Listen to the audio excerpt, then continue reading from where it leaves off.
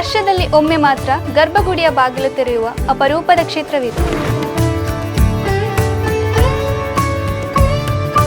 ಸುಳ್ಯ ಪರಿಸರದಲ್ಲಿಯೇ ಕಾಂತಮಂಗಲ ಪ್ರದೇಶದಲ್ಲಿ ಪಯಸ್ವಿನಿ ನದಿಯ ಸುಂದರ ಪ್ರದೇಶದಲ್ಲಿ ಈ ಒಂದು ದಿವ್ಯ ದೇಗುಲವಿದೆ. ಈ ಕ್ಷೇತ್ರದಲ್ಲಿ ಬಲ್ಲಾಳ ಅರಸರು ಈ ಕ್ಷೇತ್ರವನ್ನು ಪಾಲನೆ ಮಾಡಿಕೊಂಡಿದ್ರು ಅಂತ ನಮಗೆ ಪ್ರತೀತಿಯಲ್ಲಿಯೂ ಅಷ್ಟಮಂಗಲದಲ್ಲಿಯೂ ಕಂಡಿದೆ. ಸುಮಾರು 500 ವರ್ಷಗಳ ಹಿಂದೆ ಇದರೊಳಗೆ ಹೋಗಲಿಕ್ಕೂ ಹೆದರ್ತಾ ಇದ್ದರು ಜನಗಳು. ಯಾಕೆಂದರೆ ಅಷ್ಟು ಬನ ಹಾವುಗಳೆಲ್ಲ ಮರದಲ್ಲಿ ನೇತಾಡಿಕೊಂಡಿರೋದು ಎಲ್ಲ ನೋಡಿದವರಿದ್ದಾರೆ. ನನ್ನ ನಾಗ ಇರುವಾಗ ಇನ್ನೊಂದು ನಾಗನನ್ನು ಯಾಕೆ ತಂದಿಟ್ಟದ್ದು ತೇಳುವ ಸಿಟ್ಟಿನಲ್ಲಿ ಇದರ ಅಸಮಾಧಾನವನ್ನು ಬೇರೆ ಬೇರೆ ರೀತಿಯಲ್ಲಿ ತೋರಿಸಿಕೊಂಡಿತ್ತು. ಮತ್ತು ಮೊದಲನೇ ಕಾಲದಲ್ಲಿ ಇಲ್ಲಿ ಜಾತ್ರೆ ನಡೀತಾ ಇತ್ತಂತೆ. ಅದರಲ್ಲಿ ಒಂದರಲ್ಲಿ ಅದರದ್ದು ಸ್ಟೆಪ್ ಕಾಣ್ತದೆ ಗೋಡೆ. ಹಾಗೆ ನಾವು ಅದೇ ರೀತಿಯ ಸ್ಟೆಪ್ ಗೋಡೆಯೇ ಗುತ್ತಿಯಮ್ಮನಿಗೆ ಮಾಡಬೇಕು ಅಂತ ಇದರ ಅಗಿವಾಗೆಲ್ಲ ಖಡ್ಗಗಳು ಅದಿದ್ದೆಲ್ಲ ಸಿಕ್ಕಿತ್ತು. KVG ಕ್ಯಾಂಪಸ್ಸಿನ ಡ್ರೈವರ್ಗಳೇ ಅಗದು ತೆಗೆದ ಬಾವಿ. ಮೊದಲೆಲ್ಲ ಅದು ಇವನು ಹಾವು ಕಚ್ಚಿದ್ರು ಈ ನೀರನ್ನು ಹಾಕಿ ಬದುಕಿಸ್ತಿದ್ರು ಅಂತ ಅಷ್ಟಮಂಗಲದಲ್ಲಿ ನಮಗೆ ಹೇಳಿದೆ. ಸಣ್ಣ ಸಣ್ಣ ಶಿಲಾಕಲೆಗಳು ಅದಿದ್ದೆಲ್ಲ ಸಿಕ್ಕಿದೆ. ಅದನ್ನೆಲ್ಲ ಒಮ್ಮೆ ಪೂಜೆ ಮಾಡಿ ಅವರ ಆದೇಶದಂತೆ ಜಲಸ್ತಂಭನ ಮಾಡಿದೆ. ಎಲ್ಲ ಸರ್ತಿ ಇಲ್ಲಿ ಏನೇ ವ್ಯವಸ್ಥೆ ಆದರೂ ಒಂದು ಹಾವು ಯಾರಿಗಾದರೂ ಒಬ್ಬರಿಗೆ ಇಲ್ಲಿ ಕಂಡೇ ಕಾಣ್ತದೆ ಇಷ್ಟು ಇದರೊಳಗೆ.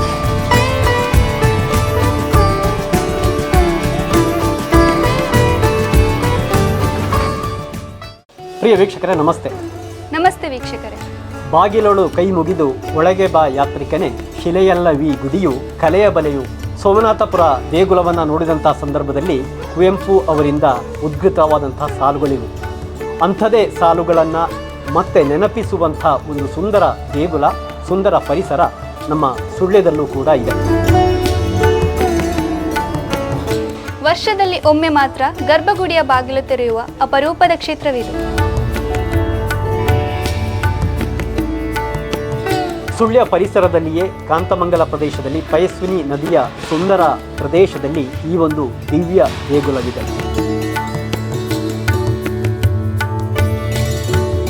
ಜಾತ್ರೋತ್ಸವದ ಸಂಭ್ರಮದಲ್ಲಿರುವ ಈ ದೇಗುಲದ ವಿಶೇಷತೆ ಏನು ನೋಡೋಣ ಬನ್ನಿ.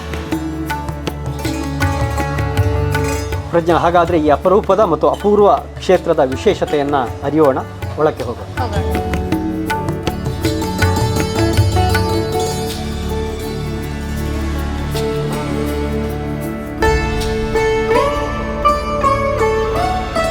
ಹೌದು, ಸುಳ್ಯದ ಪ್ರಶಾಂತ ಸುಂದರ ಪರಿಸರದಲ್ಲಿ ನೆಲೆ ನಿಂತಿದೆ ಈ ದಿವ್ಯ ಆಲಯ. ಸುಳ್ಯ ಸಮೀಪದ ಪಯಸ್ವಿನಿ ನದಿಯ ತಟದಲ್ಲಿ ವಿರಾಜಮಾನವಾಗಿದೆ ಸುಂದರ ಶಿಲಾಮಯ ಶ್ರೀ ಗುತ್ಯಮ್ಮ ದೇವಿ ಮತ್ತು ಸಹಪರಿವಾರ ಕ್ಷೇತ್ರ. ವರ್ಷದ ಜಾತ್ರೆಯ ಸಂದರ್ಭ ಮಾತ್ರ ಗರ್ಭಗುಡಿಯ ಬಾಗಿಲು ತೆರೆಯುವುದು ಈ ಕ್ಷೇತ್ರದ ವೈಶಿಷ್ಟ್ಯತೆ. ರಾಜ್ಯ ಒಕ್ಕಲಿಗರ ಸಂಘದ ಉಪಾಧ್ಯಕ್ಷರು, academy of liberal education B team ಅಧ್ಯಕ್ಷರು ಆಗಿರುವ ಡಾಕ್ಟರ್ ರೇಣುಕಾ ಪ್ರಸಾದ್ KV ಧರ್ಮದರ್ಶಿಗಳಾಗಿರುವ ಈ ಕ್ಷೇತ್ರದಲ್ಲಿ ವರ್ಷಂಪ್ರತಿ 3 ದಿನಗಳ ಉತ್ಸವ ನಡೆಯಲಿದೆ. ಸಂಪೂರ್ಣ ಶಿಲಾಮಯವಾಗಿ ಕಂಗೊಳಿಸುತ್ತಿರುವ ಕ್ಷೇತ್ರದಲ್ಲಿ ಶ್ರೀ ಗುತ್ಯಮ್ಮ ದೇವಿ ಹಾಗೂ ಸಹಪರಿವಾರ ದೈವಗಳ ಗುಡಿಗಳು ಹಾಗೂ ಸಾನ್ನಿಧ್ಯ ಇದೆ. ಜನವರಿ 29 ಮತ್ತು 30ರಂದು ವಿವಿಧ ದೈವಿಕ ಕಾರ್ಯಕ್ರಮಗಳು ನಡೆದು ಜನವರಿ 31ರಂದು ಬೆಳಿಗ್ಗೆ 8ರಿಂದ ಸ್ವಸ್ತಿ ಪುಣ್ಯಾಹವಾಚನ, ನಿರ್ಮಾಲ್ಯ ವಿಸರ್ಜನೆ, ರುದ್ರ ಹೋಮ, ನವಗ್ರಹ ಹೋಮ, ಚಂಡಿಕಾ ಹೋಮ, ದೈವ ದೇವರ ಆರಾಧನೆ ನಡೆಯಲಿದೆ. ಸಂಜೆ ಸಂಧ್ಯಾಕಾಲ ಗುತ್ಯಮ್ಮ ದೇವಿಗೆ ರಂಗಪೂಜಾ ಸೇವೆ ನೆರವೇರುತ್ತದೆ. ಪುರಾಣದಲ್ಲಿ ಉಲ್ಲೇಖಿಸಿದಂತೆ ದಕ್ಷಿಣ ಭಾರತದ ಕರಾವಳಿ ಭಾಗವು ಪರಶುರಾಮನ ಸೃಷ್ಟಿ ಎಂಬುದು ಪ್ರತೀತಿ. ಇಂತಹ ಸೃಷ್ಟಿಯ ಪ್ರಕೃತಿ ರಮಣೀಯವಾದ ಪ್ರದೇಶಗಳಲ್ಲಿ ಸುಳ್ಯವು ಕೂಡ ಒಂದು. ಇಲ್ಲಿ ಮೈತುಂಬಿ ಹರಿಯುವ ಪಯಸ್ವಿನಿ ನದಿ ತಟದಲ್ಲಿ ಸುಮಾರು 500 ವರ್ಷಗಳ ಹಿಂದೆ ವೈಭವದಿಂದ ಮೆರೆದು ಇತಿಹಾಸ ಪುಟದಲ್ಲಿ ಸೇರಿದ ಜೈನರ ಆಳ್ವಿಕೆಗೆ ಒಳಪಟ್ಟ ಒಂದು ಪ್ರದೇಶವೇ ಕಾಂತಮಂಗಲ. ಅನಾದಿಯಲ್ಲಿ ಇದು ಗುತ್ಯಮ್ಮ ಕ್ಷೇತ್ರವಾಗಿದ್ದು ಇದರ ದಕ್ಷಿಣ ಆಯದಲ್ಲಿ ಜೈನ ಅರಮನೆ ಇತ್ತು. ಇಲ್ಲಿಯ ಪ್ರಧಾನ ವ್ಯಕ್ತಿಗೆ ಸೊರಬದ ಚಂದ್ರಗುತ್ತಿ ಅರಸು ಮನೆತನದಿಂದ ವಿವಾಹ ಸಂಬಂಧ ಏರ್ಪಟ್ಟು ಅಲ್ಲಿಯ ಪರಂಪರೆಯ ಅಳಿಯ ಕಟ್ಟಿದ ಪ್ರಕಾರ ಅವರು ಆರಾಧನೆ ಮಾಡುತ್ತಿದ್ದ ಪ್ರೀತಿಯ ದೇವರಾದ ಮುತ್ಯಮ್ಮ ದೇವಿ ಬಳುವಳಿಯಾಗಿ ವಿವಾಹಿತೆಯೊಂದಿಗೆ ಬಂದಿರುವರು.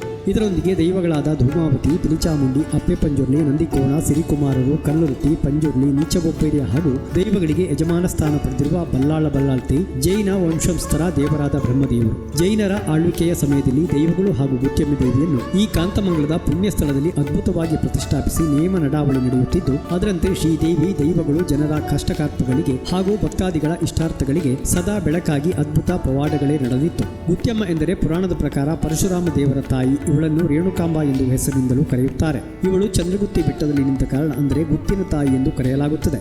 ಈ ದೈವದ ಕೈಯಲ್ಲಿ ಕತ್ತಲೆ ಇರುವುದರಿಂದ ಇವಳನ್ನು ದೈವ ಎಂದು ಪ್ರತಿಪಾದಿಸಲಾಯಿತು.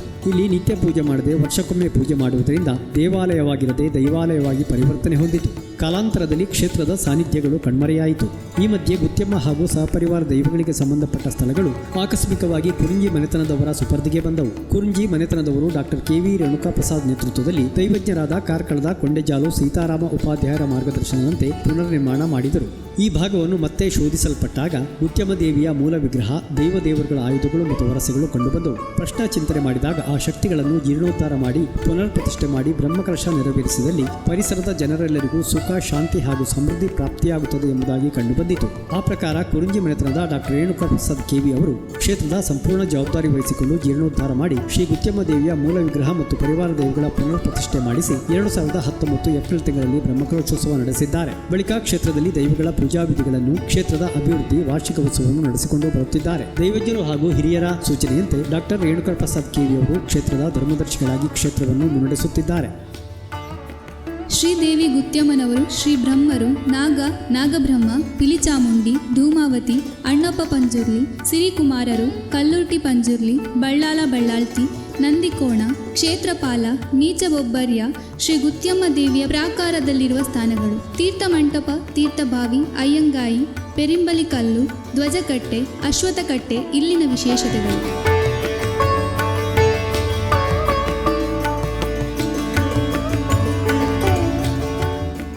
ಈಗಾಗಲೇ ನಾವು ಬಹಳ ಸುಂದರವಾದ ದೇಗುಲವನ್ನು ವೀಕ್ಷಣೆ ಮಾಡಿದ್ದೇವೆ. ಹೌದು, ಖಂಡಿತ ಪ್ರಜ್ಞಾ. ಆ ದೇವಸ್ಥಾನದ ಒಂದಷ್ಟು ಇತಿಹಾಸವನ್ನು ಕೂಡ ನಾವು ತಿಳ್ಕೊಂಡೆವು.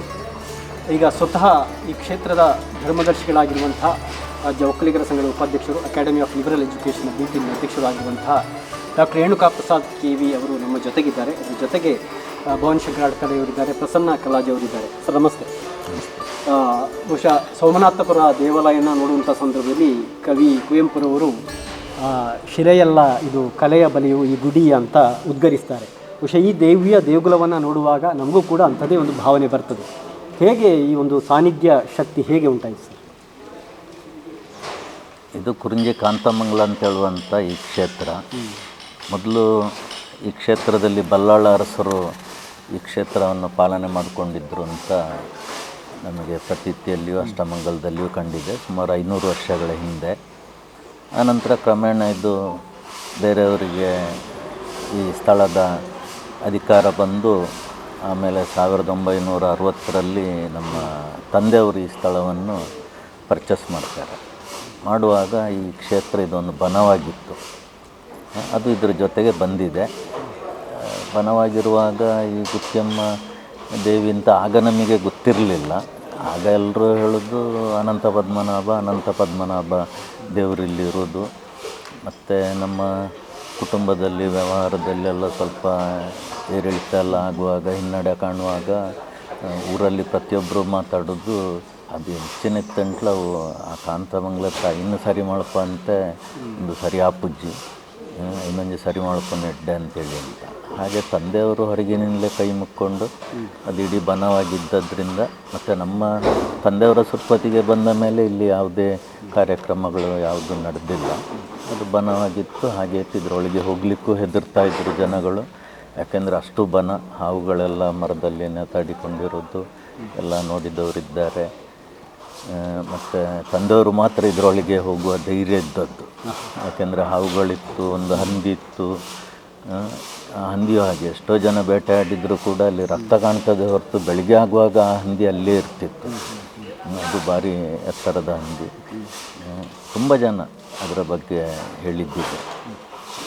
ಇಷ್ಟೆಲ್ಲ ಆಗಿ ಆಮೇಲೆ ಅದು ಕಾಡು ಹರ್ಕೊಂಡು ಬನದ ಹತ್ರ ಬಂದು ಇದರೊಳಗಿರುವ ದೇವಸ್ಥಾನ, ಪಾಳು ಬಿದ್ದ ದೇವಸ್ಥಾನ ದೈವಸ್ಥಾನ ಆಮೇಲೆ ಗೊತ್ತಾದ್ದು ಎಲ್ಲ ಕಂಡಿತ್ತು.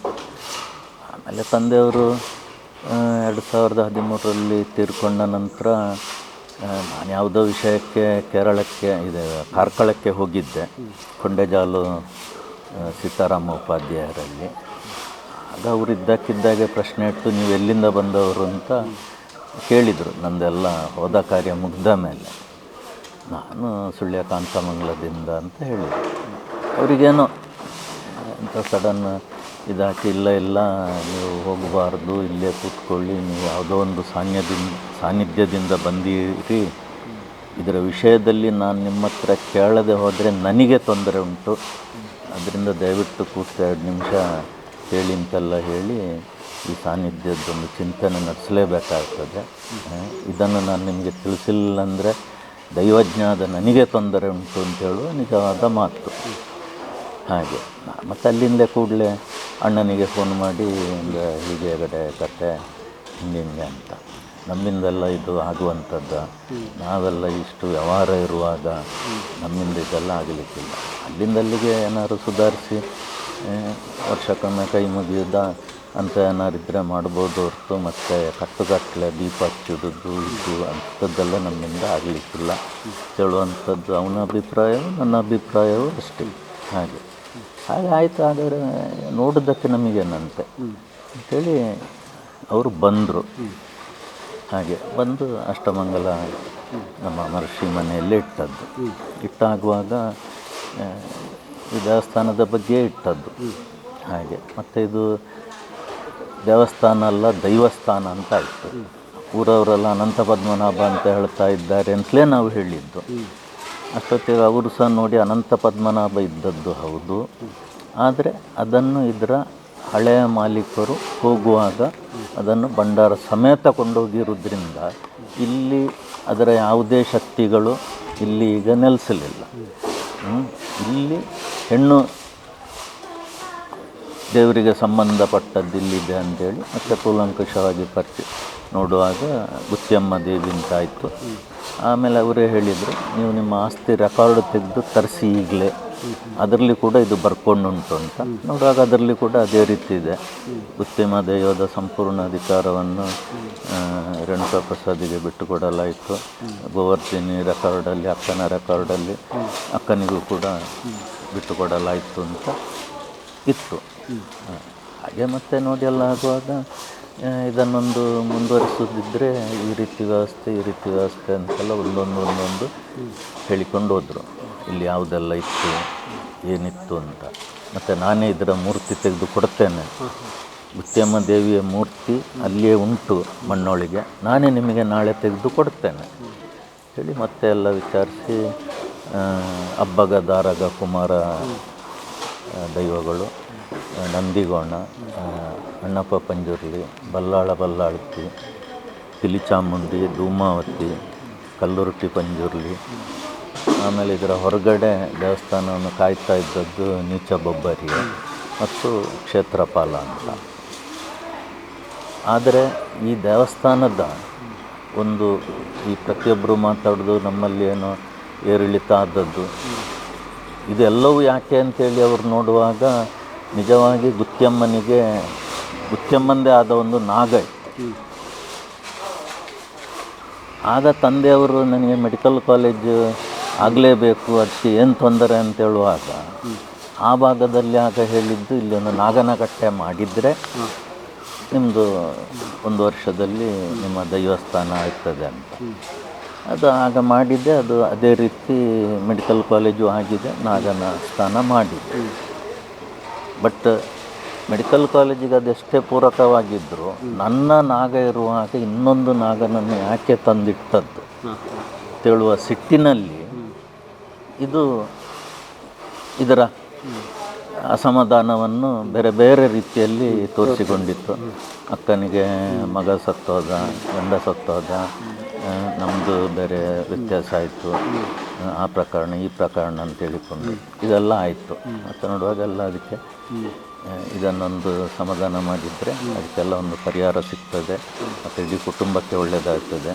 ಮತ್ತು ಮೊದಲನೇ ಕಾಲದಲ್ಲಿ ಇಲ್ಲಿ ಜಾತ್ರೆ ನಡೀತಾ ಇತ್ತಂತೆ, ಎಲ್ಲ ಪವಲಗಿಲ್ಲ ಅದೆಲ್ಲ ನಡೀತಾ ಇತ್ತು, ಆಯ್ತಲ್ಲ. ಈಗ ಅದು ಶಾಂತವಾಗಿತ್ತು. ಆ ಇನ್ನೊಂದು ದೇವರನ್ನು ಸ್ಥಾಪಿಸಿದ್ರಿಂದಲೇ ಇದು ನಿದ್ರಾವಸ್ಥೆಯಲ್ಲಿದ್ದದ್ದು ಎದ್ದುಕೊಂಡದ್ದು ಹೇಳುವಂಥದ್ದು ಕನ್ಕ್ಲೂಷನ್. ಆ ಬಳಿಕ ಜೀರ್ಣೋದ್ಧಾರದ ಸಂಕಲ್ಪ ನಡೆದು ಜೀರ್ಣೋದ್ಧಾರ ಆರಂಭಗೊಂಡಿತು. ಆದರೆ ನಾವು ಅನೇಕ ದೇವಾಲಯಗಳನ್ನು ಕಾಣ್ತೇವೆ, ಜೀರ್ಣೋದ್ಧಾರಗೊಂಡ ದೇವಾಲಯವನ್ನು ಕಾಣ್ತೇವೆ. ಆ ಸ್ವರೂಪಕ್ಕಿಂತ ಈ ಸ್ವರೂಪ ತೀರಾ ಭಿನ್ನ. ಒಂದು ಪ್ರಶಾಂತವಾದ ಪರಿಸರ ಮತ್ತು ಇಲ್ಲಿ ಬಂದ ಕೂಡಲೇ ನಾನು ಆರಂಭದಲ್ಲಿ ಹೇಳಿದ ಹಾಗೆ ಒಂದು ಶಿಲೆ ಅಲ್ಲ, ಇದು ಒಂದು ಕಲೆಯ ಬಲೆ ಗುಡಿ. ಈ ಒಂದು ಕಲ್ಪನೆ ಬಂದದ್ದು ಹೇಗೆ? ಹಾಗೆ ನಾನು ಮತ್ತು ಅಣ್ಣ, ಅತ್ತಿಗೆ, ನನ್ನ ಮಿಸಸ್ ಅಕ್ಷಯ್ ನಾವೆಲ್ಲರೂ ಸೇರಿ ಇಲ್ಲಿ ಇದೇ ಸ್ಥಳದಲ್ಲಿ ಚಪ್ಪರ ಹಾಕಿ ಶಿಲ್ಪಿಗಳ ಹತ್ರ ಮಾತಾಡುವಾಗ ಕೆಂಪು ಕಲ್ಲಲ್ಲೇ ಆಗಬೇಕು ಅಂತೇನುಂಟು, ಕಲ್ಲಿನಲ್ಲಿ ಮಾಡಿದರೆ ಏನು ತೊಂದರೆ ಅಂತ ಕೇಳಿದ್ದು. ಅವರು ಇದೆಲ್ಲ ಇಟ್ಟು ಇಲ್ಲ, ದೈವಕ್ಕೆ ಕಲ್ಲಿನಲ್ಲಿ ಮಾಡಿದರೂ ಸಮಾಧಾನ ಉಂಟು ಅಂಥೇಳಿ, ಬೇಕಾದ್ರೆ ನಮ್ಮ ಕಾರ್ಕಳದಲ್ಲಿ ಎಲ್ಲ ಇದ್ದಾರೆ ಗೊತ್ತಿದ್ದವರು ಅಂತಲ್ಲ. ಹಾಗೆ ಅಕ್ಷಯ್ಗೂ ಗೊತ್ತಿದ್ದವರು, ನನಗೂ ಗೊತ್ತಿದ್ದವರು 3-4 ಜನ ಬಂದು ಒಂದು ಅಂದಾಜು ಎಷ್ಟು ಏನು ಅಂತೆಲ್ಲ ಹೇಳುವಾಗ ಸರಿ ಆಗೋದು. ಶಿಲ್ಪಕಲೆಯಲ್ಲೇ ಮಾಡೋದು, ಮೇಂಟೆನೆನ್ಸು ಕೂಡ ಇನ್ನು ಮಣ್ಣಿದ್ರಲ್ಲಿ ವರ್ಷ ಬಣ್ಣ ಕೊಡೋದು ಅದೆಲ್ಲ ಎಂಥ ಬೇಡ ಅಂತೇಳಿ ಶಿಲ್ಪಕಲೆಯಲ್ಲೇ ಮಾಡೋದು ಅಂತೇಳಿ ಅಣ್ಣನೂ ನಾನು ಇಬ್ಬರು ಸೇರಿ, ಅಣ್ಣನೂ ಅದಕ್ಕೆ ಆಗುವ ಬೆಲೆ ಒಮ್ಮೆ ಶುರುವಿಗೆ ಕೊಟ್ಟ, ಆಮೇಲೆ ನಾನು ಸೇರಿಕೊಂಡೆ. ಹಾಗೆ ಮತ್ತು ನಮ್ಮದು ಹಳೆ ಇದು ಕಾಣ್ತದೆ, ಹಳೆ ಗುಡಿ ಯಾವ ರೀತಿ ಇತ್ತು ಅಂತ ಕಾಣ್ತದೆ. ಅದರಲ್ಲಿ ಒಂದರಲ್ಲಿ ಅದರದ್ದು ಸ್ಟೆಪ್ ಕಾಣ್ತದೆ ಗೋಡೆ. ಹಾಗೆ ನಾವು ಅದೇ ರೀತಿಯ ಸ್ಟೆಪ್ ಗೋಡೆಯೇ ಗುತ್ತಿಯಮ್ಮನಿಗೆ ಮಾಡಬೇಕು ಅಂತ. ಇನ್ನೊಂದು ಗುಡಿ ಬ್ರಹ್ಮರಿಗೆ, ಅಂದರೆ ಗುತ್ತಿಯಮ್ಮನ ಕತ್ತಿ ಎಲ್ಲ ಹೊರಗೆ ತೆಗೆದಾಗುವಾಗ ಇಲ್ಲಿ ಆರಡೆ ಪೂಜೆಯನ್ನು ನಡೀತಾ ಇತ್ತು. ಸೊ ಇಲ್ಲಿ ಬ್ರಹ್ಮಸ ಇದೆ, ಅದು ಮಡಿಕೆಯೊಳಗಿದೆ ಅಂತೇಳಿ, ಅದು 3 ಫೀಟ್ ಆಗಿದ್ರೆ ಸಿಗ್ತದೆ ಅಂತೇಳಿ ಬ್ರಹ್ಮನೂ ಸಿಕ್ಕಿತ್ತು. ಇಲ್ಲಿ ಗುತ್ತಿಯಮ್ಮಂದು ಬಂದು ನೀನು ಇಲ್ಲಿ ಪಿಕಾಸ್ ಹಾಕು, ನೀನು ಈ ಸೈಡಿಂದ ಹಾಕು, ತೆಗಿ ಅಂತ ಹೀಗೆ ಹೇಳುವಾಗಲೇ ಮೂರ್ತಿ ಬಂತು. ಅಷ್ಟೊತ್ತೆ ಇಲ್ಲಿ ಅಣ್ಣ, ನಾನು, ಅತ್ತಿಗೆ, ಮಿಸಸ್ ಎಲ್ಲರೂ ಒಂಥರ ಎಕ್ಸೈಟ್ ಆದರು. ಆಯ್ತಲ್ಲ, ಅಂದರೆ ಅವರು ಹೇಳಿದಾಗೆ ಸಿಕ್ಕಿದೆ ಅಂತ, ಇನ್ಕ್ಲೂಡಿಂಗ್ ಅದರ ಕೈಯಲ್ಲಿ ಗುರ್ಮೆ ಮತ್ತು ಖಡ್ಗ, ಅದು ಸಹ ಸಣ್ಣದಿಷ್ಟುದ್ದದ್ದು ಅಲ್ಲಿಯೇ ಬಿದ್ದಿತ್ತು. ಆಯ್ತಲ್ಲ, ಮತ್ತು ಇದು ಒಂದಿಷ್ಟು ಕೂಡ ಒಂದು ಕಲೆ ಆಗಲಿ ಗಾಯ ಆಗದ ಇದು ಮೂರ್ತಿ, ಇದು ಭಾರಿ ಶಕ್ತಿಯುತವಾದ ಮೂರ್ತಿ. ಆಯ್ತಲ್ಲ, ಹೀಗೆ ಅಂತ. ಮತ್ತು ಇದಕ್ಕೆ ಯಾವ ರೀತಿ ವ್ಯವಸ್ಥೆ ಆಗಬೇಕು ಅಂತೇಳಿ ಅದೇ ಶಿಲ್ಪಕಲೆದ್ದೆಲ್ಲ ಮಾಡಿ, ಮತ್ತು ಕಟ್ಟಲೆ ಅಂತ ಹೇಳುವಾಗ ಇಲ್ಲ, ವರ್ಷಕ್ಕೊಮ್ಮೆ ಬಾಗಿಲು ತೆಗೆದು ಪೂಜೆ ಮಾಡುವಂಥದ್ದು. ಆ ಸಂಕಲ್ಪ ಹೇಗೆ ಬಂತು ಅಂತ? ಈ ವರ್ಷಕ್ಕೆ ಒಂದು ಬಾರಿ ಮಾತ್ರ ಅದು ಗುರುಗಳು ಅವರಾಗಿ ಹೇಳಿದ್ದು, ನಾವೆಲ್ಲ ಎಷ್ಟೇ ಆ ರೀತಿ ಇತ್ತಂತೆ ಈ ರೀತಿ ಇತ್ತಂತೆ ಅಂತ ಹೇಳಿದರು ಇಲ್ಲ. ಅದು ಸಾತ್ವಿಕ ಪೂಜೆ, ವರ್ಷಕ್ಕೆ ಒಂದೇ ಸರ್ತಿ ಬಾಗಿಲು ತೆಗೆಯೋದು. ಆಯ್ತಲ್ಲ, ಆವಾಗ ಇಂಥ ಪೂಜೆ ಆಗಬೇಕು. ಆಯ್ತಲ್ಲ, ಹಾಗೆ. ಮತ್ತು ಇನ್ನೊಂದೇನಾಯಿತು ಅಂತೇಳಿದರೆ, ಇದರ ಅಗಿವಾಗೆಲ್ಲ ಖಡ್ಗಗಳದ್ದಿದ್ದೆಲ್ಲ ಸಿಕ್ಕಿತ್ತು. ಆವಾಗ ಖಡ್ಗಗಳನ್ನೆಲ್ಲ ನಾವು ಇಟ್ಟು, ನಮ್ಮ ಅಣ್ಣ ಕ್ಲಿಯರಾಗಿ ಹೇಳಿದ್ದ, ನಮ್ಮಿಂದ ಖಡ್ಗ ಒಬ್ಬ ಪೂಜಾರಿಯನ್ನಿಟ್ಟು ಒಳಗಿಂದ ತಂದು ಇದು ಅಣ್ಣಪ್ಪಂದು, ಇದು ಪಿಲಿಚಾಮುಂದಿದ್ದು ಅಂತ ನಮ್ಮಿಂದ ಆಗಲಿಕ್ಕಿಲ್ಲ. ಆಯಿತಲ್ಲ, ಹೇಗೆ ಮಾಡುವ ಅಂತ ಕೇಳಿದರು. ಅಲ್ಲ, ಅದಕ್ಕೆ ನೀವು ಬೇರೆ ಒಂದೊಂದು ಸಣ್ಣ ಗುಡಿ ಹೇಳಿದರೆ ನಾವು ಅದರದ್ದಿಟ್ಟು ಅಲ್ಲಿಗೆ ಇದು ಮಾಡಿ ಜಾಗ್ರತೆ ನೋಡಿಕೊಳ್ತೇವೆ ಅಂತ. ಹಾಗೆ ನಾವು ಎಲ್ಲ ಇಲ್ಲಿ ಸಣ್ಣ ಗುಡಿ ಇಟ್ಟು ಅದರದ್ದೇ ಖಡ್ಗ, ಅದರದ್ದೇ ಚೆಂಬು, ಅದರದ್ದೇ ದೀಪ ಅದಕ್ಕೆ ಅಂತಲೇ ಇಟ್ಟಿದ್ದೇವೆ. ಹಾಗೆ ಮತ್ತು ನೆಕ್ಸ್ಟ್ ಇಯರ್ ಬರುವಾಗ ಇಲ್ಲಿ ಒಂದು ಅಶ್ವತ್ಥ ಮರ ನೆಡಬೇಕು ಅಂತ ಹೇಳಿದರು. ಅದಕ್ಕೆ ಸರಿಯಾಗಿ ಅಶ್ವತ್ಥ ಮರ ನೆಟ್ಟು ಅದು ಪ್ರೌಢಾವಸ್ಥೆಗೆ ಬರುವಾಗ ಅದಕ್ಕೆ ಒಂದು ಶಾಸ್ತ್ರೋಕ್ತವಾಗಿ ಕಹಿ ಬೇವಿನ ಜೊತೆ ಕಲ್ಯಾಣ ಮಾಡುವಂಥದ್ದು, ಅದು ಕಳೆದ ವರ್ಷ ಮಾಡಿ ಈಗ ಕಹಿ ಬೇವು ಸೌಟಿಗೆ ಬೆಳೆದು ಬಂದಿದೆ. ಹಾಗೆ ಮತ್ತು ಇನ್ನೊಂದೇನಾಯಿತು, ಇಲ್ಲಿ ತೀರ್ಥಭಾವಿ ಇತ್ತು ಅಂತ ಅವರು ಹೇಳುವಾಗ ಕೆಲಸದವನು ಓಡಿಕೊಂಡು ಬಂದು ಇಲ್ಲಿಯೇ ಎಲ್ಲರೂ ಕೂತಿದ್ದೆವು ನಾವು, ಓಡಿಕೊಂಡು ಬಂದು ಅಲ್ಲಿ ಒಂದು ಚಕ್ರ ಥರ ಸೆರೆ ಮಣ್ಣು ತಗ್ಗಿದೆ ಅಂತ ಹೇಳಿದ್ದ. ಇದು ಇಲ್ಲಿ ಆಗ್ತಾ ಇರುವಾಗಲೇ ಮತ್ತು ಅವ್ರು ನೋಡುವಾಗ ಅದೇ ಬಾವಿ, ಅದನ್ನಿಡಿ ಅಂತ ಅಷ್ಟು ನಮ್ಮ ಅಣ್ಣ ಹೇಳಿದ್ದ, ಇಲ್ಲೇ ದೇವಸ್ಥಾನದ ಒಳಗೆ ಬಾವಿ ಇಟ್ಟರೆ ಅಂತೇಳಿ ಅಂತ. ಅದನ್ನು ಮೇಂಟೈನ್ ಮಾಡಿ, ಇಲ್ಲಿ ನಿಮ್ಮ ಅಗತ್ಯಕ್ಕೆ ಇದನ್ನು ಮೇಂಟೈನ್ ಮಾಡಿ, ಎರಡಕ್ಕೂ ಒಂದೇ ಶಕ್ತಿ ಉಂಟು ಮಾಡಿ ಅಂತ. ಅದು ಹಾಗೆ ಎಲ್ಲ ನಮ್ಮ KVG ಕ್ಯಾಂಪಸ್ಸಿನ ಡ್ರೈವರ್ಗಳೇ ಅಗದು ತೆಗೆದ ಬಾವಿ. ಅವರೇ ಒಂದು 20 ಡ್ರೈವರ್ಗಳು ಪ್ರತಿ ದಿವಸ ಬಂದು 2 ಫೀಟ್ ತೆಗೆದು ಇದು ಆಗಿದ್ರು 2 ಸಹ 17 ಫೀಟಲ್ಲಿ ನೀರು ಸಿಕ್ಕಿ 40 ಫೀಟ್ ಅವರಿಗೆ ಹೋಗಿದೆ ತೀರ್ಥಭಾವಿ. ಅದರ ನೀರು ಕುಡಿದ್ರು ಹಾಗೆ ಅಂತೂ ನಮಗೊಂದು ಎಕ್ಸ್ಪೀರಿಯನ್ಸ್ ಉಂಟು, ಏನೋ ಒಂದು ಸ್ವಲ್ಪ ಉಲ್ಲಾಸ ಇದ್ದಾಗೆ ಅಂತ ಹೇಳುವಂಥದ್ದು. ಮೊದಲೆಲ್ಲ ಅದು ಇವನ್ ಹಾವು ಕಚ್ಚಿದ್ರೂ ಈ ನೀರನ್ನು ಹಾಕಿ ಬದುಕಿಸ್ತಿದ್ರು ಅಂತ ಅಷ್ಟಮಂಗಲದಲ್ಲಿ ನಮಗೆ ಹೇಳಿದ್ದಾರೆ. ಇಲ್ಲಿನ ಜಾತ್ರೋತ್ಸವ ಯಾವ ರೀತಿಯಲ್ಲಿ ನಡೀತದೆ? ಇಲ್ಲಿ ಜಾತ್ರೋತ್ಸವ ಅಂತ ಹೇಳುವಂಥದ್ದು 31ನೇ ತಾರೀಕಿಗೆ ಬಾಗಿಲು ತೆಗೆದು ನಡೆಯುವಂಥ ಜಾತ್ರೆ ಅಂತ ನಮಗೆ ಫೈನಲ್ ಆಯಿತು. ಅದಾದ ಮೇಲೆ ನಾವು ಸಹ ನಮ್ಮ ವ್ಯವಹಾರ ನಮಗೆ ವ್ಯವಸ್ಥೆ ಆಗುವ ಹಾಗೆ ಆಗಬೇಕು ಅಂತ ಹೇಳಿದ್ದಕ್ಕೆ ನಮಗೆ ಮತ್ತೆ ಅದೇ ಪೂಜಾರಿ ಇಟ್ಟು ದೀಪ ಹಚ್ಚೋದು ಇದು ಹಚ್ಚೋದು ಅಂಥದ್ದೆಲ್ಲ ನಮ್ಮಿಂದ ಆಗದ ವಿಷಯ ಅಂತ ಹೇಳಿದ್ದಕ್ಕೆ ಈಗೊಂದು ದೀಪ ಹಚ್ಚಿಕೊಂಡುಂಟು, ಅದು ಕೆಡುವುದಿಲ್ಲ ಅಂತೇಳಿದರೆ ನಾವು ಇನ್ನೊಂದು ದೀಪಕ್ಕೆ ಹಚ್ಚಿ ಮತ್ತೆ ಅದರ ನೆನೆ ಚೇಂಜ್ ಮಾಡಿ ಇದೇ ದೀಪದಿಂದ ಮತ್ತೆ ಕೊಡೋದು, ಇಷ್ಟೊಂದು ಅವರು ಹೇಳಿದ್ದಾರೆ. ಆಮೇಲೆ 2ನೇ ವರ್ಷದಿಂದ ಅವರು ಇದಕ್ಕೆ ಒಂದು ಧರ್ಮದರ್ಶಿ ಆಗಬೇಕು, ನಿಮ್ಮ ಹೆಸರಲ್ಲಿರೋದ್ರಿಂದ ನೀವೇ ಆಗೋದು ಒಳ್ಳೆಯದು ಹೇಳಿ ನನ್ನನ್ನು ಧರ್ಮದರ್ಶಿ ಮಾಡಿದರು. ಮತ್ತು ನೀವು ನಿಮಗೆ ಯಾರನ್ನು ಹೇಳಿದರು, ಅದಕ್ಕೆ ಆ ವರ್ಗ ಈ ವರ್ಗ ಮತ್ತೊಂದು ಇದು ಅಂತಿಲ್ಲ, ಶುದ್ಧದಲ್ಲಿರುವಂಥ ಯಾರೇ ಆಗ್ಬೋದು, ನೀವು ಹೇಳಿದವರು ಮಾತ್ರ ಅದರ ಮೇಲೆ ಹತ್ತಿ ದೀಪ ಇಡ್ಬೋದು, ನಿಮ್ಮ ಅನುಪಸ್ಥಿತಿಯಲ್ಲಿ ಇಡ್ಬೋದು, ಮತ್ತು ದೇವಸ್ಥಾನದೊಳಗೆ ಯಾರು ಬೇಕಾದರೂ ಬರ್ಬೋದು ಅಂಥೇಳಿ. ಮತ್ತು ಇನ್ನೊಂದು ವಿಶೇಷತೆ ಏನಂತೇಳಿದರೆ ಈ ದೇವಸ್ಥಾನಕ್ಕೆ ನಮ್ಮ ಮನೆಯವರಿಗೆ ಕುಟುಂಬದವರಿಗೆ ಸೂತಕ ಇಲ್ಲ, ಆಮೇಲೆ ಬನ್ಯನ್ ತೆಗೆದು ಹೋಗುವಂಥದ್ದಿಲ್ಲ. ಯಾವುದೇ ಅಮಾವಾಸ್ಯೆ ಯಾವುದೇ ಏಕಾದಶಿ ಅಂಥದ್ದೆಲ್ಲ ಬಂದರೂ ಕೂಡ ಇಲ್ಲಿ ನಡೆಯುವಂಥದ್ದು ಜನವರಿ 31ಕ್ಕೆ ನಡೀಲೇಬೇಕು, ನಡೀತದೆ ಹೇಳುವಂಥದ್ದು ಹೇಳಿದ್ದಾರೆ. ಮತ್ತು ಅದೇ ಪ್ರಕಾರ ಅವರು 2 ಗುಡಿಗೆ ಮಾರ್ಕ್ ಮಾಡಿದರು. ಮಾರ್ಕ್ ಮಾಡುವ ದಿವಸವೂ 2 ಗರುಡಗಳು ಬಂದಿತ್ತು. ಆಮೇಲೆ ನಾನು ಹೇಳಿದ್ದೆ ಸರಲ್ಲಿ 2 ಗರುಡ, ಅದು 2 ಗುಡಿ ಇರುವಾಗ 2 ಗರುಡ ಬರಬೇಕಲ್ಲ ಹೇಳುವಂಥದ್ದನ್ನು ಹೇಳಿಕೊಂಡ್ರು. ಆಮೇಲೆ ಅಗಿವಾಗೆಲ್ಲ ಕಡಿಯುವ ಕಲ್ಲು, ಆಮೇಲೆ ಇದು ವನಕ್ಕೆ ಎಲ್ಲ ಸಿಕ್ಕಿದೆ ಇದರ ಅಡಿಯಲ್ಲಿ. ಬೇರೆ ಬೇರೆ ಸಣ್ಣ ಸಣ್ಣ ಶಿಲಾಕಲೆಗಳು ಅದಿದ್ದೆಲ್ಲ ಸಿಕ್ಕಿದೆ. ಅದನ್ನೆಲ್ಲ ಒಮ್ಮೆ ಪೂಜೆ ಮಾಡಿ ಅವರ ಆದೇಶದಂತೆ ಜಲಸ್ತಂಭನ ಮಾಡಿದೆ. ಮತ್ತು ಇಲ್ಲಿ ಹಾವುಗಳು ಏನಿದ್ರು 10 ದಿವಸಕ್ಕೊಮ್ಮೆ ಹಾವು ಬರ್ತದೆ. ಅದು ಈ ವರ್ಷ ಹೇಳಿದೆ, ಜಾತ್ರೆ ಕಲೆ ಬಾತು ಮಾರೆ ಇಂದು ನಾಳಾಗಿ ಬಂದೆ ಅಂತ. ನೋಡಿದರೆ ಮಧ್ಯಾಹ್ನ 11 ಗಂಟೆಗೆ ಬಂದಿದೆ. ಬಂದು 4 ಗಂಟೆವರೆಗೆ ಇತ್ತು. ಇಲ್ಲಿ ಬಂದು ಕೈ ಮುಗಿದ ತಕ್ಷಣ ಅದರಷ್ಟಕ್ಕೆ ಹೋಯಿತು. ಮತ್ತು ಎಲ್ಲ ಸರ್ತಿ ಇಲ್ಲಿ ಏನೇ ವ್ಯವಸ್ಥೆ ಆದರೂ ಒಂದು ಹಾವು ಯಾರಿಗಾದರೂ ಒಬ್ಬರಿಗೆ ಇಲ್ಲಿ ಕಂಡೇ ಕಾಣುತ್ತದೆ ಇಷ್ಟು ಇದರೊಳಗೆ. ಅದು ಇಲ್ಲಿನ ಇತಿಹಾಸ ವಿಭಿನ್ನವಾಗಿರುವಂಥದ್ದು, ಇದರ ನಿರ್ಮಾಣ ಅಪೂರ್ವವಾಗಿರುವಂಥದ್ದು, ಜೊತೆಗೆ ಅನೇಕ ಸಂಪ್ರದಾಯಗಳು ಕೂಡ ತುಂಬ ಅಪರೂಪವಾಗಿರುವಂಥದ್ದು. ಅದರ ಜೊತೆಗೆ ನಂಬಿದವರಿಗೆ ಇಂಬು ಕೊಡುವಂಥದ್ದು. ಪ್ರತಿಯೊಂದು ಕ್ಷೇತ್ರಕ್ಕೆ ಬರುವಾಗ ಕೂಡ ಜನ ನಂಬಿ ಬರ್ತಾರೆ. ಅಂಥ ಯಾವುದೇ ಪ್ರಾರ್ಥನೆಗಳು ವಿಶೇಷವಾಗಿ ನಂಬಿ ಬಂದಂಥ ಪ್ರಾರ್ಥನೆಗಳು ಈಡೇರಿದಂಥ ಉದಾಹರಣೆಗಳು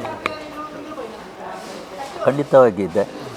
ಇಲ್ಲಿ ಪ್ರಾರ್ಥನೆ, ಇಲ್ಲಿ ಯಾರೇ ಆಗಲಿ ಒಂದು ಹರಕೆ ಹೇಳೋದು ಅಂತೇಳಿದರೆ ಒಂದು ರಂಗಪೂಜೆ ಹೇಳಿಕೊಳ್ಳುವಂಥದ್ದು ಇಲ್ಲಿ ಹರಕೆ ಅಂತ ಹೇಳುವಂಥದ್ದು ನಮಗೆ ನಮ್ಮ ಪ್ರಶ್ನಾವಳಿಯಲ್ಲೆಲ್ಲ ತಿಳಿಸಿದ್ದಾರೆ. ಹಾಗೆ ಅಂಥೇಳಿ ಬೇರೆ ಯಾವುದು ಪೂಜೆಗಳು ಕೂಡ ಅವರು ವೈಯಕ್ತಿಕವಾಗಿ ಹೇಳುವಂಥದ್ದು ಹೇಳಿಕೊಳ್ಬೋದು. ಈಗ ನಮ್ಮ ಕಾಂತಮಂಗಲದಲ್ಲಿ ಇಬ್ಬರಿಗೆ ಏನಾರು ಮಾಡಿ ಸುಳ್ಯದಲ್ಲೇ ಡೆಂಟಲ್ ಸೀಟ್ ಸಿಗಬೇಕು ಅಂತ ಅವರು ಪ್ರಾರ್ಥನೆ ಮಾಡಿಕೊಂಡ್ರು. ಅವರಿಗಿಬ್ಬರಿಗೂ ಸಿಕ್ಕಿದೆ, ಅವರು ಅದ ಖುಷಿಯಲ್ಲಿದ್ದಾರೆ. ಅದೇ ರೀತಿ ಬೇರೆ ಬೇರೆ ಮದುವೆ ವಿಷಯ ಆಯ್ತಲ್ಲ, ಅದು ಹಾಗೆ ಸುರಣ್ಣನ ಸ್ಟಾಫ್ ಒಬ್ಬರು ಸುಮಾರು ದಿನ ಆಯ್ತು ಸರ್ ಏನಾರು ಮಾಡಿ ಒಂದು ಹಾಕೊಂಡು ನೋಡಿ ದೇವರಿಗೆ ಖುಷಿ ಇದ್ದರೆ ಆಗಿ ಅದೇ ಅಂತ ಹೇಳಿದ್ದೆ. 3 ತಿಂಗಳಲ್ಲೇ ಮದುವೆ ಆಯಿತು. ಇಂಥದ್ದು ಒಂದು 20 ಪ್ರಕರಣಗಳಿದೆ ಲೈವು. ಹಾಗೆ ಅಂದರೆ ವರ್ಷದ ಉಳಿದ ದಿನಗಳಂದು ಕೂಡ ಈ ಕ್ಷೇತ್ರದ ಭೇಟಿಗೆ ಬರ್ಬೋದು, ಆದರೆ ಒಳಗೆ ಗರ್ಭಗುಡಿ ತೆರೆಯುವಂಥದ್ದಿಲ್ಲ. ಇಲ್ಲ ಹಾಗೆ ಬರ್ತಾ ಇದ್ದಾರೆ. ಶನಿವಾರ ಒಂದು 10-15 ಜನ ಎಲ್ಲ ಬಂದು ರೌಂಡ್ ಹಾಕಿ ಹೋಗೋರು ಇದ್ದಾರೆ. ಮತ್ತು ಆದಿತ್ಯವಾರ ಬೆಳಿಗ್ಗೆ ಒಂದು 6:30ಗೆಲ್ಲ ಬಂದು ಹೋಗೋರು ಇದ್ದಾರೆ ಪರ್ಮನೆಂಟ್. ಅದು ಒಂದು. ಮತ್ತು ಸುಂದರ ಪರಿಸರ ಇದೆ. ಪರಿಸರಕ್ಕೆ ಬಂದಾಗ ಒಂದು ಧ್ಯಾನಕ್ಕೆ ಹೇಳಿ ಮಾಡಿಸಿ ಖಂಡಿತ ಇದೆ. ಹಾಗೆ ಮತ್ತು ಕೆಲವರು ಇಲ್ಲಿ ಜೇನು ತಂದಿಟ್ಟು ಹೋಗ್ತಾರೆ. ಆಮೇಲೆ ಎಳ್ನೀರು 1-2 ಎಳ್ನೀರು, ಕೆಲವರು ಹೂವಿನ ಕಟ್ಟು ತಂದಿಟ್ಟು ಹೋಗ್ತಾರೆ ಆಯ್ತಲ್ಲ. ಹಾಗೆ ಮತ್ತು ನಾನು ಊರಲ್ಲಿದ್ದರೆ ಇಲ್ಲಿಗೊಂದು ಕೈ ಮುಗಿಯೋದ ದಿವಸ ಇಲ್ಲ, ಆಯಿತಲ್ಲ. ಮತ್ತು ನಾನೇನು ವಿಶೇಷ ಆದಿದ್ದು ಅಂತೇನಿಲ್ಲ, ಇದರ ಕೈ ಮುಗಿದು ಹೋಗುವಂಥದ್ದು. ನಿಮ್ಮ ಸಂಕಲ್ಪ ಶಕ್ತಿಯಂತೆ ಸುಬ್ರಹ್ಮಣ್ಯ ದೇವರಿಗೆ ಬೆಳ್ಳಿ ರಥದ ಸೇವೆ ಸಂದರ್ಭ ಕೂಡ ರಥ ಹೊರಟಿರುವಂಥದ್ದು ಇಲ್ಲಿಂದಲೇ. ಯಾಕೆಂದರೆ ಇಲ್ಲಿ ನಮ್ಮ ಗುತ್ಯಮ್ಮ ದೇವಿಗೆ 3 ಜಡೆಯ ಹಾವು ಅದರ ಹಿಂದುಗಡೆಯಿಂದ ನೆರಳು ಕೊಡುವಂಥದ್ದು. ಇಲ್ಲಿ ಸಹ 3 ಜಡೆ ಹಾವನ್ನು ನೋಡಿದ್ದವರು ನಮ್ಮ ಹಿರಿಯರುಗಳು ಇದ್ದಾರೆ. ಈಗ ಉದಾಹರಣೆಗೆ ನಮ್ಮ ಸೂಪರ್ ಬಜಾರ್ ವಿಶ್ವನಾಥರಾವ್ ಅವರ ತಂದೆ, ನಮ್ಮ ಅಜ್ಜಿ, ನಮ್ಮ ಕುಂತು ನಡ್ಕದವರು, ಅವರೆಲ್ಲರೂ ಇದನ್ನು ನೋಡಿದ್ದವರು. ಹಾಗೆ ಮತ್ತು ಇಲ್ಲಿ ಅಷ್ಟಮಂಗಲ ಆಗುವಾಗಲೂ 5 ಹಂದಿಗಳು, ತಂದೆ ತಾಯಿ 3 ಮರಿಗಳು ಇಲ್ಲಿಯೇ ದಾಟಿಕೊಂಡು ಹೋದ್ದು. ಹಾಗೆ ಸೊ ವಿದ್ಯಾರ್ಥಿಗಳಿಗೆ ಪ್ರತಿಭಾ ಪುರಸ್ಕಾರ ಲಾಸ್ಟ್ ಇಯರ್ ಇಲ್ಲೇ ಮಾಡಿದ್ದೇವೆ, ಈ ವರ್ಷವೂ ಇಲ್ಲೇ ಮಾಡೋದು. ಪ್ರಿಯ ವೀಕ್ಷಕರೇ, ಇದು ಧರ್ಮದರ್ಶಿಯ ಮಾತುಗಳು. ಇದು ಧರ್ಮದರ್ಶಿ ಪೀಠ. ಈ ಪೀಠದಲ್ಲೇ ಕುಳಿತು ಅವರು ಈ ಒಂದು ವಿಶೇಷ ದೇಗುಲದ ಬಗ್ಗೆ ನಮ್ಮ ವೀಕ್ಷಕರಿಗೆ ಮಾಹಿತಿಯನ್ನು ನೀಡಿದ್ದಾರೆ. ನೋಡಿದ್ರಲ್ಲ ವೀಕ್ಷಕರೇ ಈ ಸುಂದರ ದೇಗುಲವನ್ನು. ಅಪೂರ್ವ ಕಲೆಯ ಬಲೆಯ ಈ ಗುಡಿಯ ವಿಶೇಷತೆಯನ್ನು ಕಂಡಿದ್ದೀರಿ. ಕಾಂತಮಂಗಲದ ಗುತ್ಯಮ್ಮ ದೇವಿ ಮತ್ತು ಸಪರಿವಾರ ಕ್ಷೇತ್ರದಿಂದ ಸಹ ನಿರೂಪಕಿ ಪ್ರಜ್ಞಾ ಸಾಲಿಯನ್ ಕೇರ್ಪಳ ಹಾಗೂ ಕ್ಯಾಮರಾ ಪರ್ಸನ್ ಕೌಶಿಕ್ ರಾಮ್ ಬಳ್ಳಕ ಜೊತೆ ನಾನು ದುರ್ಗಾ ಕುಮಾರ್ ನಾಯಕ್, ಸುದ್ದಿ ನ್ಯೂಸ್.